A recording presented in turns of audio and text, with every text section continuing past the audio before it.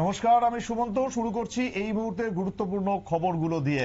কোষ্ঠীকন্দল, জ্বালানি তেলের সংকট আর এর জন্য ভোগান্তিতে রয়েছেন রাজ্যবাসী। রাজ্যের বিভিন্ন পেট্রোল পাম্পেই কিন্তু একই সমস্যা রয়েছে এবং তার পাশাপাশি আপনাদের জানিয়ে রাখবো যে সাধারণ জনগণ, জেলা শাসকের হস্তক্ষেপে স্বাভাবিক হচ্ছে পরিস্থিতি। বিগত ৩-৪ দিন যাবৎ ধর্মনগরে আসল বিএমএস বনাম নকল বিএমএস এর মধ্যে সংঘাতের ফলে ভুক্তভোগী আমজনতাও।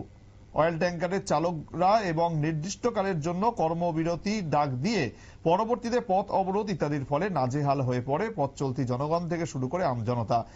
চালকদের কর্মবিরতির ফলে তেলের লোডিং আনলোডিং না হওয়ার ফলে দেখাতে জ্বালানি সংকট।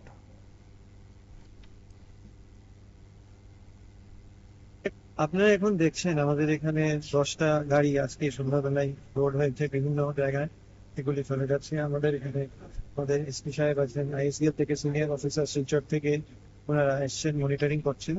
এখন সিচুয়েশন নর্মাল হয়েছে, গাড়ি লোডিং শুরু হয়েছে।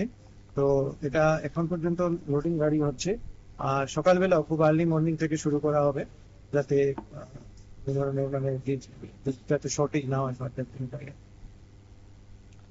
জেলা শাসক দেবপ্রিয় বর্ধনের সহায়তায় কিন্তু এই মুহূর্তে কিছুটা হলেও স্বাভাবিক হয়েছে ওই ধর্মনগর শহরের বিভিন্ন জায়গায় যে একটি মাত্র পেট্রোল পাম্প রয়েছে, বিভিন্ন জায়গা থেকে মানুষ সেখানে আসেন।